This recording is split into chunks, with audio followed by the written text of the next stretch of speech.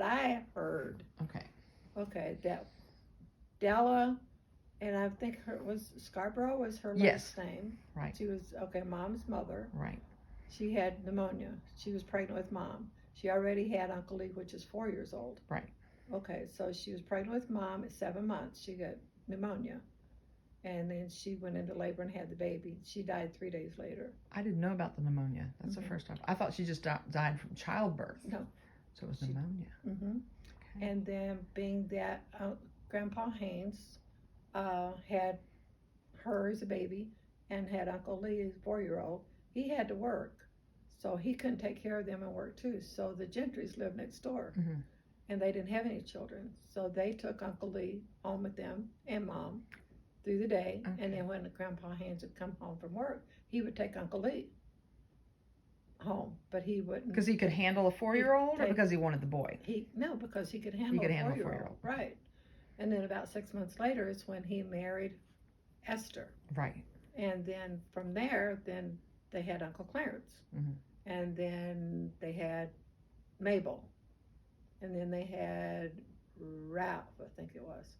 And by this time, Mom had been living with the Gentrys. And when she was 9 years old, she came home from school one day and Mrs. Gentry was dead. Oh. She was sick, and she knew she was sick, and she had passed away. So she stayed with Mr. Gentry for a while, and then Mr. Gentry decided to get married again, and he married a woman that had 2 girls. Mm-hmm. And so at this time, the lady, whoever he married, wasn't good to Mom, so he sent her back to Grandpa Haynes, Norman Haynes, mm-hmm. to live with them. Well, at this time, they already had 3 or 4 kids, so they didn't have room for her. So she stayed with them for a while, and then her real dad sent her back to Mr. Gentry. Mm-hmm. In the meantime, they had Lois, they had Margaret and Lois after that, and so she stayed with them for a while, and then they sent her back to her real dad, and she stayed with them until she married Dad. So she was back and forth. That's kind of rough. It was rough. Yeah. So after she married Dad, which there was 16 years difference. Right. And she was just 16, right, when they got married? 15. 15. Yeah. She was 15. So, okay, she was born in 1920, and 1920, and they were married in 36. Mm-hmm. Yeah, 36. So 16, I guess. Yeah. What month were they married? November. Okay. Yeah. November the 15th, I think it was. Okay. But anyway, she married Dad, and then it was like 11 months later, Kenneth was born. Mm-hmm. And Dad had to teach her how to cook. Dad had to teach her how to do laundry because she didn't know how to do it. But anyway, when they got married, there were no houses in Bonnie Blue. Evidently, he was working there at the time.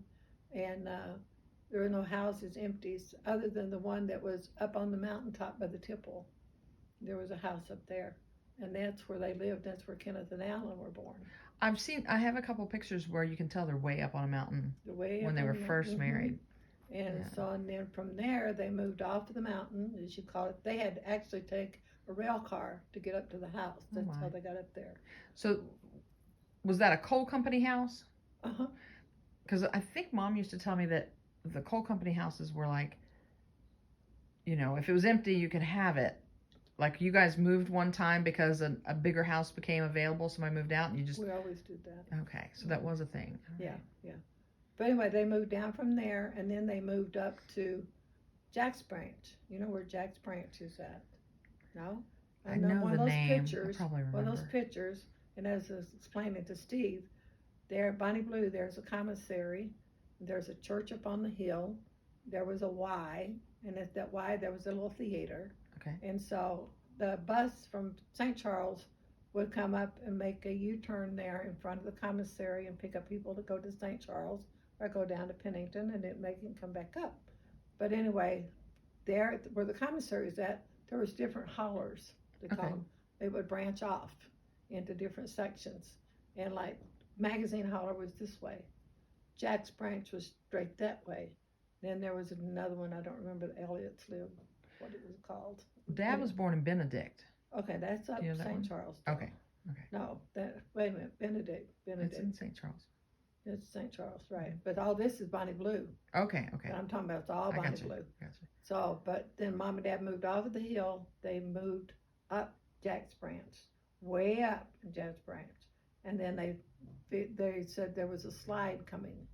I don't know if it was the mountain was sliding in or what, but anyway, Mom and Dad just had enough time to get their stuff out of the house, and the slide covered their house. Oh my goodness. Yeah, and then that's where I was born, and then from there, let's see, and then Sue. Sue was born I think Kimberjam. Okay. That's up above St. Charles, Yes. isn't it? I think Sue was born in Kimberjam. And then from Kimberjam, then we lived in a house in St. Charles. And then we moved to Wagnertown. And then from Wagnertown, there was another house. I think we went to Pennington because he was a policeman there. And then back to St. Charles again. So we moved a lot. So Peppa was a policeman in Pennington. I thought it was St. Charles. Oh, he did both. He did do both. So his brother was St. Charles, right? Bill. Bill was a policeman in St. Charles. St. Charles. Oh, so Bill that was Aunt Edna, and then what was his first wife's name? Grace. Grace. Yeah. Grace. Okay. I knew there was a brother that was a policeman, but I didn't realize which brother it was. Yeah. Okay. Yeah. And who drove a taxi? Didn't he have a brother that drove a taxi? That I don't know. You don't know that? I don't remember that. The only one I would know if it would be Uncle Bill, because That's what I thought. Chig didn't live over there. Uncle Chig lived over in Woodway, right? No, he lived over in Harlan. Oh. Yeah, Chig and Aunt Fanny. Okay. When I knew her, she was living in Woodway. Right, So. they moved over there. Moved over, yeah, okay. So, yeah. Well, just like Mom and Dad moved back to Virginia, and they moved back to, When did you guys move to Chevrolet? What year? And I'm just guessing, maybe 48, 49, somewhere in there. Yeah. So right after Mom was born. Mhm. Okay. Mhm.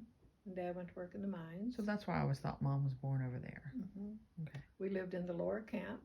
And your mom, no, it wasn't your mom, it was Sue. We would sit out on the front porch. The railroad track ran right in front of the house again. And Sue used to hold her breath whenever she would get mad about something or throw a temper tantrum. She'd hold her breath and she would turn purple, and it's almost like she'd pass out. Oh my. So I remember we were sitting on the front porch, and it was raining. And it was just coming off the house, and there was puddles everything. And Sue got mad at something, was holding her breath, and Dad just picked her up and stuck her face right down that puddle of water. Oh. And they said she never held her breath again. So, yeah. Oh, but yeah.